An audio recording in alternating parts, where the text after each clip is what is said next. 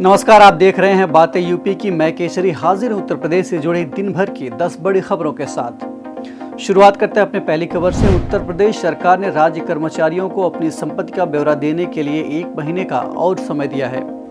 अब राज्य कर्मचारी 2 अक्टूबर तक ब्यौरा दे सकेंगे। बता दें कि आदेश दिया गया था कि संपत्ति का ब्यौरा न देने वाले कर्मचारियों का अगस्त का वेतन रोक दिया जाएगा। अब उन्हें 1 महीने की छूट दी गई है। मुख्य सचिव ने 31 अगस्त तक हर हाल में मानव संपदा पोर्टल पर चल अचल संपत्ति का ब्यौरा देने के निर्देश दिए थे। तय तिथि तक राज्य सरकार के 71% कार्मिकों ने ही अपनी संपत्ति का खुलासा किया। बढ़ते अपने दूसरी खबर की ओर। 69,000 शिक्षक भर्ती में हाईकोर्ट के आदेश के अनुरूप नियुक्ति की मांग को लेकर अभ्यर्थियों ने यूपी सरकार के मंत्री आशीष पटेल और केंद्रीय मंत्री अनुप्रिया पटेल के आवास के बाहर प्रदर्शन किया। अभ्यर्थियों की मांग है कि नियुक्ति की सूची जल्द जारी की जाए और ओबीसी अभ्यर्थियों को उनका हक मिले। प्रदर्शन के दौरान तेज धूप और गर्मी के कारण 4 अभ्यर्थियों की तबीयत भी बिगड़ गई। अभ्यर्थियों ने यह भी मांग की है कि पहले जिन अधिकारियों ने सूची बनाई थी उन्हें हटाया जाए और नई सूची बनाने का काम दूसरे अधिकारियों को सौंपा जाए। बढ़ते अपने अगली खबर की ओर। सिपाही भर्ती परीक्षा के दौरान 48 लाख अभ्यर्थियों को रोडवेज बसों से निःशुल्क यात्रा करवाई गई। इससे रोडवेज पर 75 करोड़ रुपए का व्यय भार पड़ा। इसमें लखनऊ में 2,87,832 टिकट जारी किए गए, जिससे लखनऊ परिक्षेत्र पर 5,33,81,497 रुपए का व्यय आया। दरअसल अभ्यर्थियों को परीक्षा केंद्रों तक पहुंचाने के लिए सीएम योगी आदित्यनाथ ने बसों में निःशुल्क यात्रा कराने के निर्देश दिए थे। इसके बाद रोडवेज प्रशासन ने परीक्षार्थियों को बसों की सुविधा उपलब्ध कराई थी। बढ़ते अपने चौथी खबर की ओर। हरित ऊर्जा को बढ़ावा देने में जुटी सरकार किसानों को भी अपनी इस मुहिम का भागीदार बना रही है। इस पहल के तहत खेतों में सोलर प्लांट लगाने के लिए किसानों को प्रेरित किया जा रहा है। पीएम कुसुम सी के तहत किसानों को खेतों में सोलर प्लांट लगाने के लिए भारी भरकम अनुदान भी दिया जा रहा है। योजना के तहत केंद्र सरकार 1.05 करोड़ और राज्य सरकार 50 लाख रुपए का अनुदान प्रति मेगावाट दे रही है। यूपी नेडा ने पीएम कुसुम के तहत किसानों से आवेदन मांगे हैं। ये आवेदन 19 सितंबर तक दिए जा सकते हैं। प्रधानमंत्री कुसुम सी योजना के तहत कृषि फीडरों को सोलर बिजली घर से जोड़ने का लक्ष्य रखा गया है।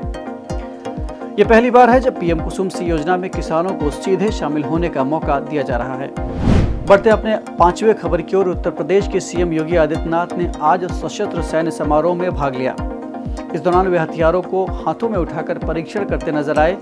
इस दौरान सशस्त्र बलों के अत्याधुनिक हथियारों से निशाना भी लगाया। सीएम योगी ने इस मौके पर कहा कि सशस्त्र बल केवल एक रक्षा ढांचा मात्र नहीं है, बल्कि ये हमारे राष्ट्र की सुरक्षा की एक मजबूत नींव भी है।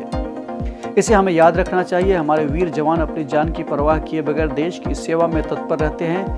यही वजह है कि वो जनमानस के मन में राष्ट्र नायक के रूप में सम्मान प्राप्त करते हैं।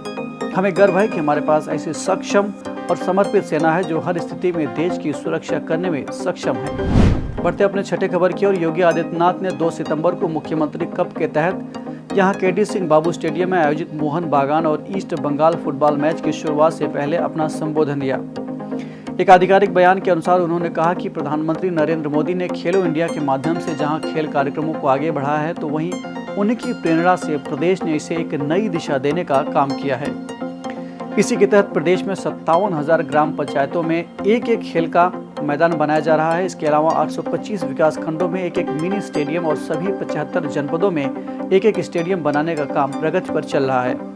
उन्होंने घोषणा की कि भारतीय फुटबॉल संघ की अपेक्षा के मुताबिक प्रदेश में फुटबॉल के लिए 1000 मैदान भी विकसित किए जाएंगे। बढ़ते अपने अगली खबर की ओर। बाजार में नकली माल को बेचने से रोक पाने में सरकार की कोई भी योजना काम नहीं आ रही थी।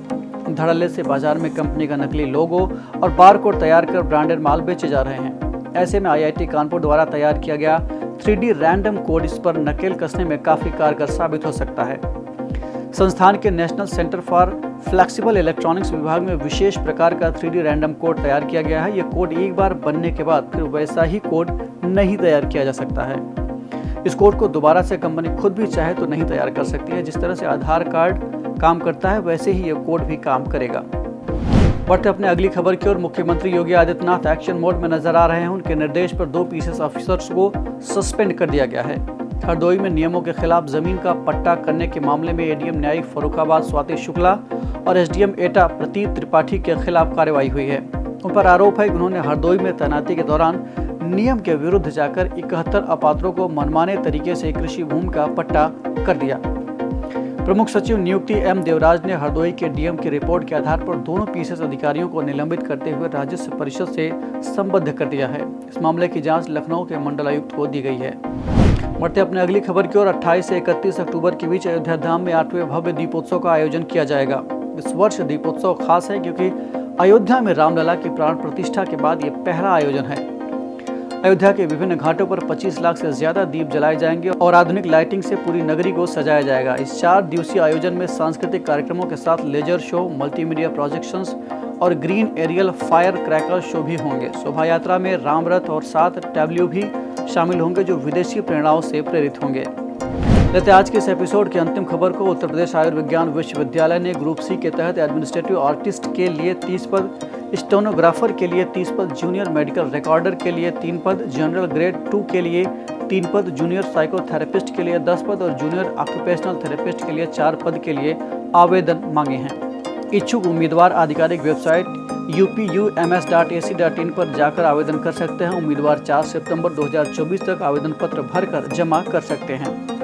इन पदों पर आवेदन करने के लिए उम्मीदवारों के पास पदानुसार 10+2 बी फार्मा स्नातक डिग्री, संबंधित क्षेत्र में सर्टिफिकेट आदि होना जरूरी है। अधिक जानकारी के लिए आप अधिसूचना देख सकते हैं। तो ये थी आज की यूपी से जुड़ी दिन भर की 10 बड़ी खबरें। ऐसी ही तमाम जानकारियों के लिए बने रहें हमारे साथ, देखते रहें और करते रहें बातें यूपी की।